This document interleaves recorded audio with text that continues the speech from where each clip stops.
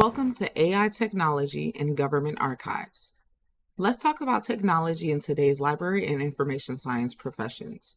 Before we begin our deep dive, I would like to share a bit about the group behind the topic you will be learning about today.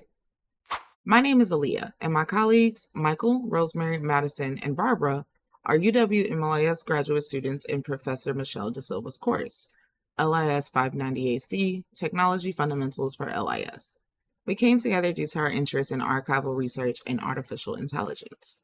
Together, we've investigated the implications of AI in archival work and researched archives from local, small, and federal governments, including but not limited to archival collection data, articles, strategic plans, presentations, and other sources listed in our bibliography. We even conducted 2 personal interviews from industry professionals who shared their insight and experience with us, thanks to our intention to thoughtfully gain an in-depth understanding of the landscape of government archives, information, and special collections through the lens of AI. As a group, we would like to define a few key concepts before we get started. Government archives. We are investigating the implications of AI in archival work, as seen in the United States government archives. We have researched archives from both local, small, and federal governments. Technology, machinery, and equipment, often related to digital developments created for advancing knowledge, typically scientific. AI, artificial intelligence, a computer system that can perform tasks like decision-making, problem-solving, information processing, and analyzing complex data. ML, machine learning, application of artificial intelligence that enables it to learn using statistical models to synthesize and communicate information. Now that you understand some key terms as it involves our project, Barbara will now introduce our project goal as it regards to our selected topic. Some issues within government archives, special collections with AI are these. First would be the access to the information. So with AI, there still needs to be a process of making sure that the information given is suitable for public access and viewing, and to make sure that wrong information or confidential information doesn't populate accidentally. A subset of issues within that would be the use of training data sets, and that's because training data sets do not contain true archived or confidential or government information, which can make it difficult to create an accurate AI system to help manage that collection. Additionally, there are fears of terrorism, and so only specific groups of people that are deemed trustworthy can be allowed to access certain records within the government, which is another problem. Another major issue is contextualization. So some tools that have been developed try to contextualize government records and information. However, there is no universal definition of sensitivity to work with. As a result, it's recommended to adopt approaches that screen for sensitivity prior to record transfers.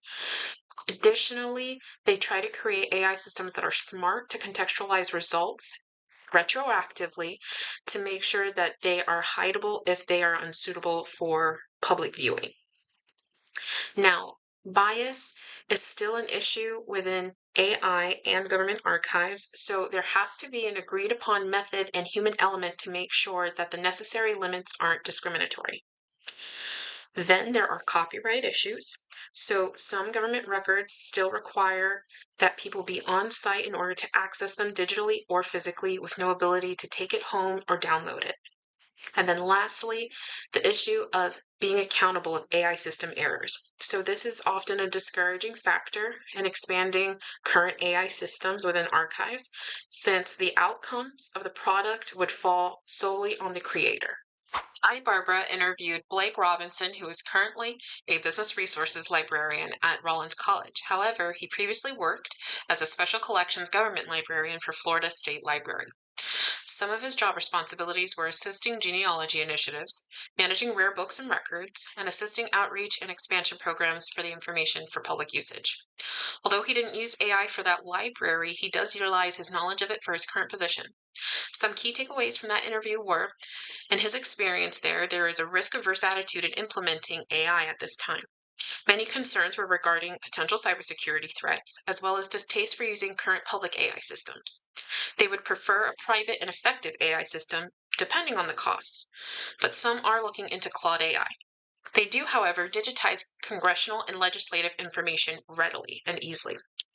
They are thinking about chatbot reference services after hours that could utilize AI. But of course, problems with that would be gathering relevant FAQs that would properly assess user needs and data on how to expand their services.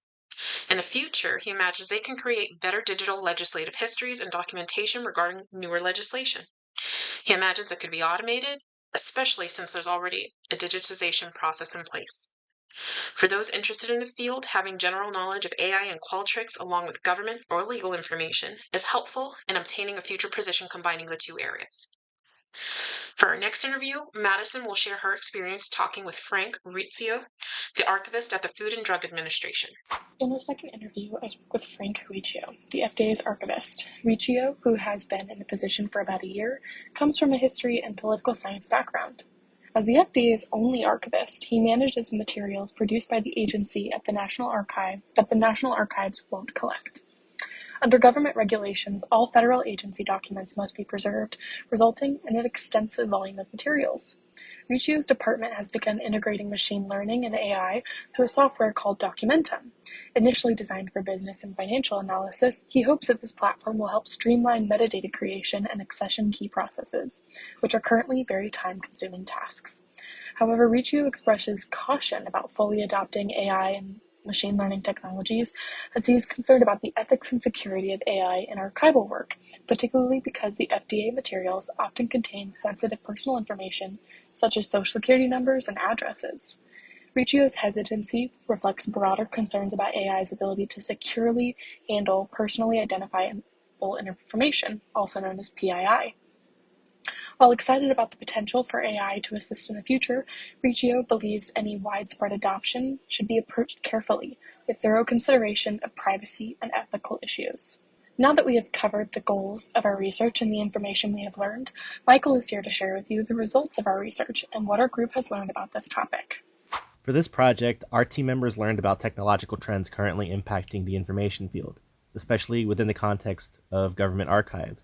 Two developments discussed were machine learning and artificial intelligence, with the former facilitating the latter via analyses of complex datasets. There's some optimism regarding the potential for AI automation in optimizing more time-consuming tasks, such as metadata management and digitization.